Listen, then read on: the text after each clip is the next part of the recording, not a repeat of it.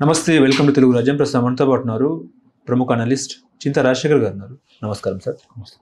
ముఖ్యంగా ఏంటంటే, ఒక 5 ఏళ్ళు అవకాశం ఇవ్వండి, దేశం గర్వించే రాజధాని చేస్తా, అదేవిధంగా వెంటిలేటర్పై ఉన్న రాష్ట్రాన్ని కేంద్రం ఊపిరి ఊదింది అన్నట్టు కూడా నిన్న సీఎం బాబు గారు మాట్లాడుతున్నారు. 7 గ్రామాలు 16,666 ఎకరాలు. ఇప్పుడు అమరావతిలో 2వ విడత భూ సమీకరణకు కేబినెట్ గ్రీన్ సిగ్నల్ ఇచ్చిన పరిస్థితి.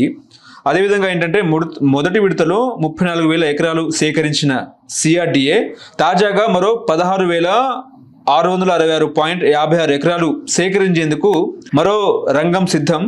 ఓవరాల్గా ఇక అభివృద్ధి అన్స్టాపబుల్ అన్నట్టు మాట్లాడుతున్నారు. ఎట్లా చూస్తారు సార్? ఎవరి అభివృద్ధి? అమరావతి అభివృద్ధి. అమరావతి అభివృద్ధి, చంద్రబాబు నాయుడు అభివృద్ధి.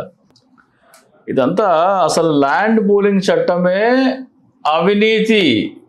ల్యాండ్ పూలింగ్ చట్టమే అవినీతి. మోడీ గారు ఏమన్నారో మీకు వినిపిస్తాను. అక్కడ 34,000 ఎకరాలు ఆయన మొదటి విడతలో చేశారంటున్నారు కదా. అవును. దాని మీద నరేంద్ర మోడీ గారు ఏమన్నారో మీరు ప్లే చేయండి దయచేసి. साथियों, आंध्र प्रदेश में आम चर्चा है कि यहां की सरकार की योजनाओं में घोटाले नहीं होते, बल्कि योजनाएं ही घोटाले के लिए बनाई जाती है। यहां नई राजधानी से लेकर अलग अलग परियोजनाओं में क्या क्या खेल हो रहे हैं, किसकी तिजोरियां भरी जा रही है, ये आंध्र प्रदेश की जनता भली भांति जानती है. ఇది నరేంద్ర మోడీ గారు 2019 మార్చ్ 22 అనుకుంటా కర్నూలులో మాట్లాడారు. అంటే ఆయన ఏమంటారంటే, ల్యాండ్ పూలింగ్ చట్టం అనేది అవినీతి చేసేందుకు రూపొందించిన చట్టము అని నరేంద్ర మోడీ గారు చెప్తున్నారు. ల్యాండ్ పూలింగ్ అని నరేంద్ర మోడీ గారు అవినీతిమయం అని చెప్తుంటే, ఇంతవరకు దాని మీద ఈడీ కేసు కానీ సిబిఐ కేసు కానీ ఎందుకు నమోదు చేయలేదు? ఎవరు అంటున్నారు? మీరు, నేను కాదు, భారతదేశ ప్రధానమంత్రి అన్నారు ల్యాండ్ పూలింగ్ అనేది అవినీతిమయం అని. అది ఎందుకు అవినీతిమయమో నేను చెప్తాను. ఇక్కడ విషయం ఏంటంటే, నేను మీకు గత 2022 నుంచి అనుకుంటా నేను పదే చెప్తున్నాను, ల్యాండ్ పూలింగ్ చట్టం అనేది అవినీతిమైన చట్టము, ప్రజలందరినీ దోచి 29,000 మందికి పంచిపెట్టే చట్టము అని చెప్తున్నాను. ఇంటర్వ్యూలో చెప్పడం కాదు. అప్పటి చీఫ్ సెక్రటరీ, అప్పటి ప్రిన్సిపల్ సెక్రటరీ MAUD అంటే municipal administration and urban development, వాళ్ళకి ప్రభుత్వ సలహాదారు సజ్జల రామకృష్ణారెడ్డి గారికి ఈమెయిల్ చేయడం జరిగింది 2022లో. ఏమనంటే, మీరు కోర్టులో వాదించే కోణం కరెక్ట్ కాదు. అమరావతి మీద కోర్టులో వాదించే కోణం ఏంటంటే, వాళ్ళేమో ఒక రాజధాని అంటున్నారు, మీరేమో 3 రాజధానులు అంటున్నారు. రైతులేమో మాతో ఒప్పందం చేసుకున్నారు కాబట్టి అక్కడే కట్టాలి అంటున్నారు. అక్కడ కట్టాలా, 3 చోట్ల కట్టాలా అనే దాని మీద కోర్టులో వాదన నడుస్తుంది. మీరు కోర్టులో వాదించాల్సిన కోణం అది కాదు. మీరు కోర్టులో వాదించాల్సిన కోణం, నిజమైన కోణం, ప్రజలని దోచి ప్రైవేటు వ్యక్తులకి పంచిపెడుతున్నారు అనే కోణంలో వాదించాలి అని చెప్పడం జరిగింది. అది ఎందుకో నేను చెప్తాను. ఇక్కడ సజ్జల రామకృష్ణారెడ్డి గారు గనక 2022లోనే నేను చెప్పినట్టుగా ప్రజలకి అది వివరించి ఉంటే కోర్టులో ఓడిపోయేవారు కాదు, కూటమి ఏర్పడేది కాదు. అంటే అది దాదాపు 5 లక్షల కోట్ల దోపిడీ. అమరావతి మొదటి విడత, 2వ విడత కాదు, మొదటి విడత 5 లక్షల కోట్ల ప్రజాధనం దోపిడీ. అది ఎట్లాగో నేను నిరూపిస్తాను. ఆ రోజునే గనక ప్రభుత్వ సలహాదారు సజ్జల రామకృష్ణారెడ్డి గారు, నేనేం చెప్పాను, వార్తాపత్రికలలో ఏంటి, ఆదివారం రోజున ప్రతి పంచాయతీ ఆఫీస్ దగ్గర అమరావతి ఏంటి అనేది ప్రతి గ్రామంలో, రాష్ట్రంలో ఉన్న ప్రతి గ్రామంలో పంచాయతీ ఆఫీసులో ఎందుకు అది దోపిడీ అని ప్రజలకి ఎక్స్ప్లెయిన్ చేసే విధంగా ఫ్లెక్స్ ఏర్పాటు చేయమని చెప్పాను నేను 2022లో. అది ఈమెయిల్ పెట్టాను. 2023లో పర్సనల్గా కలిసి చెప్పాను.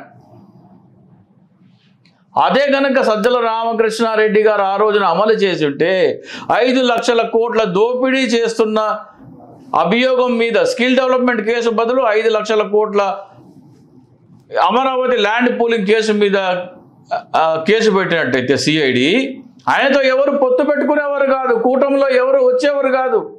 ఏమయ్యా ఇంత దోపిడీదారితో మీరు పొత్తు ఎట్లా పెట్టుకుంటున్నారని ప్రజలు విశ్వసించేవారు కాదు. పవన్ కళ్యాణ్ పొత్తులో నుంచి ఉండేవాడు కాదు, కూటమి ఏర్పడేది కాదు, కూటమికి వైసీపీ ఓడిపోయేది కాదు.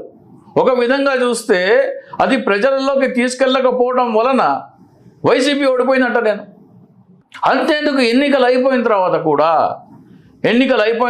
కూడా ప్రజల చేత ఇవన్నీ ఎక్స్ప్లెయిన్ చేయించి గౌరవ భారత ప్రధాన న్యాయమూర్తి గారికి ఈ అమరావతి ల్యాండ్ పూలింగ్ స్కీమ్ మీద లెటర్స్ రాయించండి అని అడగటం జరిగింది. ఆయన ఏమంటారు, లెటర్స్ రాస్తే కేసు ఎందుకు నమోదు చేస్తారంటారు. అరే ప్రజలందరూ లెటర్ రాస్తే అసలు అమరావతి ఏంటి, ల్యాండ్ పూలింగ్ చట్టం ఏంటి, ప్రజలు ఏందో నష్టపోతున్నారు, ఎవరు లాభపడుతున్నారు అని లెటర్స్ రాసేటప్పుడు చదువుతారు కదా ప్రజలు. 5 కోట్ల మంది ప్రజలకి అసలు అమరావతిలో జరుగుతున్న దోపిడీ ఏంటో తెలుస్తుంది కదా.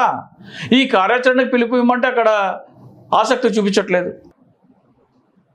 అసలు ఎందుకు దోపిడీలో చెప్తాను. 34,000 ఎకరాల సంగతి చెప్పారు కదా మొదటి విడత, అది ఎందుకు దోపిడీలో చెప్తాను. ల్యాండ్ పూలింగ్ చట్టం ఏంటంటే, మీకు 1 ఎకరా భూమి ఇస్తే రైతు కనుక ఆ రైతు ఎకరా ఇచ్చిన భూమికి ప్రతిఫలంగా 250 గజాలు కమర్షియల్, 1000 గజాలు రెసిడెన్షియల్ ప్లాట్ ఇస్తారు. కొన్ని చోట్ల 450 కూడా ఉంది, అది తీసేయండి, మనం తక్కువ తీసుకుందాం. 1 ఎకరాలో ఉండేది ఎంత, 4,840 గజాలు. 4,840 గజాల్లో 1,250 గజాలు రైతుకి ఇస్తున్నారు, అంటే 25% రైతుకి ఇస్తున్నారు. 50%లో రోడ్లు, భవనాలు, పార్కులు, అమ్యూనిటీస్ ఇవన్నీ పోతాయి. 50% భూమి దానికి పోతుంది. పేదలకు ఇళ్ల పట్టాలు కూడా ఉంది ఆ 50%లో. మిగతాది 25%. ఆ 25% భూమి విలువ ఎంత ఉందో చంద్రబాబు నాయుడు ఏమన్నారో మీకు ఇప్పుడు వినిపిస్తా. అమరావతి పూర్తయింటే 2 లక్షల నుంచి 5 లక్షల కోట్ల రూపాయలు ప్రభుత్వానికి ఆస్తి మిగిలేది. ఆస్తి అంటే ఆదాయం వచ్చేది. మరొకసారి, అమరావతి పూర్తయింటే 2 లక్షల నుంచి 5 లక్షల కోట్ల రూపాయలు ప్రభుత్వానికి ఆస్తి మిగిలేది. ఆస్తి అంటే ఆదాయం వచ్చేది. ఇది ఎవరు చెప్తున్నారు? సీఎం గారు చంద్రబాబు నాయుడు గారు. ఎప్పుడు 2023లో ప్రభుత్వానికి 5 లక్షల కోట్ల రూపాయలు ఆస్తి మిగిలేదు అంటున్నారు. ప్రభుత్వానికి మిగిలే ఆస్తి ఎంత? 25%. 25% ప్రభుత్వానికి మిగిలే ఆస్తి విలువ 5 లక్షల కోట్లు అయితే రైతులకు మిగిలే ఆస్తి ఎంత? అది కూడా 25%. సో వాళ్ళకు కూడా 5 లక్షల కోట్లు మిగులుతుంది. అవునా?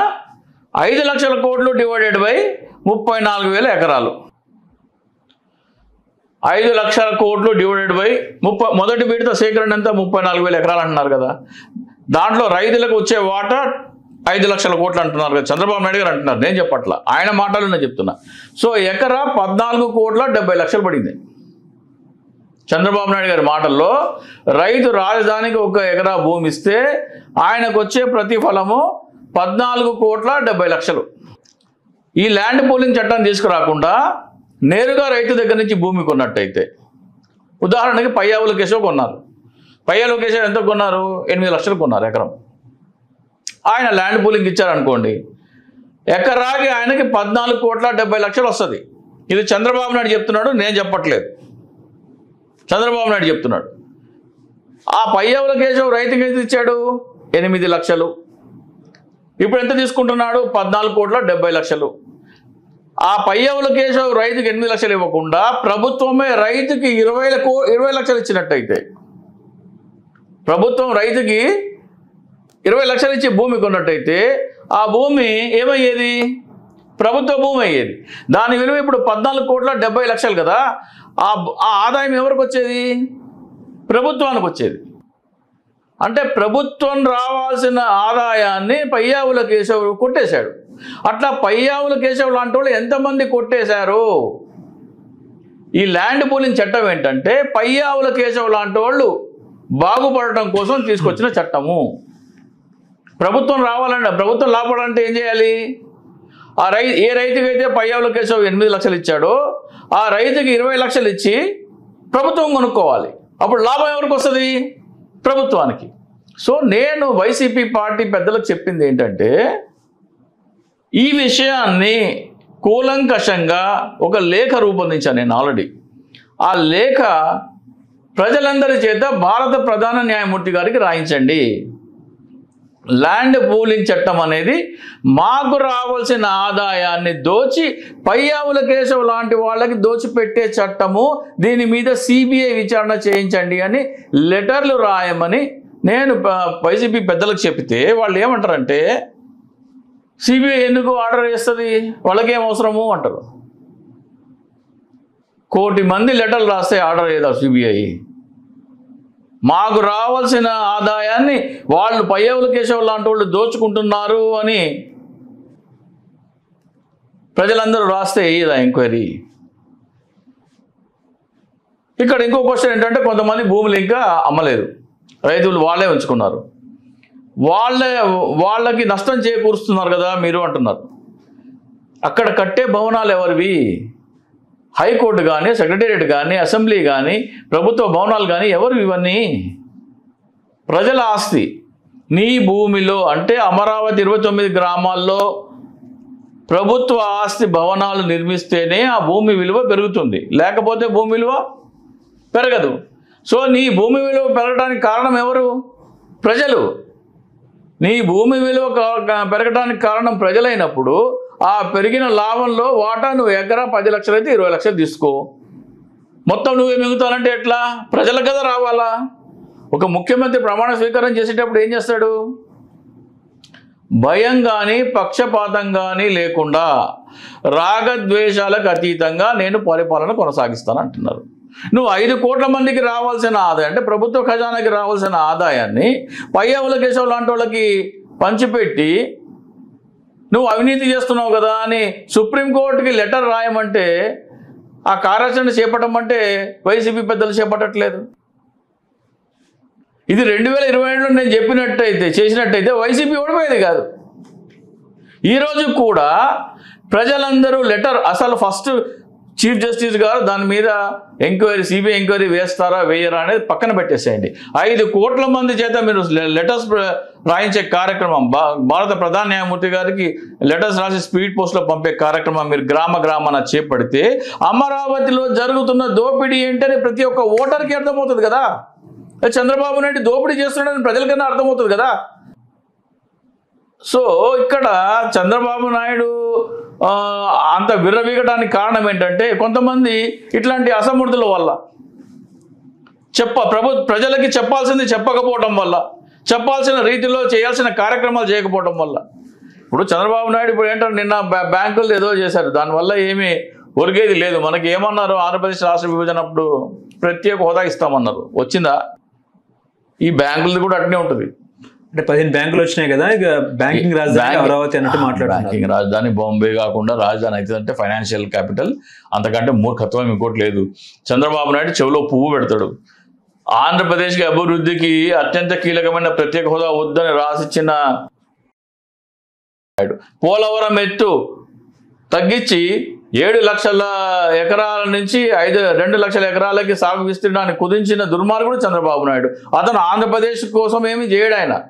ఆయన అక్కడ రియల్ ఎస్టేట్ వ్యాపారులు, ఆయన సమర్థులు, ఆయనకు సంబంధించిన వాళ్ళు, భూములు కొన్న వాళ్ళు బాగుపడేందుకు ఆ ప్లాట్ ఎవడు కొంటలేడు. ఇప్పుడు వాళ్ళు బాగుపడటం కోసం ఈ డ్రామాలన్నీ చేస్తున్నాడు తప్ప ఆంధ్రప్రదేశ్ ప్రజల కోసం ఏమి చేయడు. ఆయన జేబులు నింపుకోవడం కోసం చేస్తున్నాడు. స్వయాన ప్రధానమంత్రి అన్నారు. మేము రాసిన లెటర్లో అదే ఉన్నది. స్వయాన ప్రధానమంత్రి అమరావతి ల్యాండ్ పూలింగ్ అనేది చంద్రబాబు నాయుడు జేబులు నింపుకోవడం కోసం తీసుకొచ్చినప్పుడు స్వయాన ప్రధాని ఆ మాట అన్నందుకు ఇంతవరకు సిబిఐ ఎంక్వైరీ ఎందుకు లేదని చీఫ్ జస్టిస్ గారిని అడుగుతాము.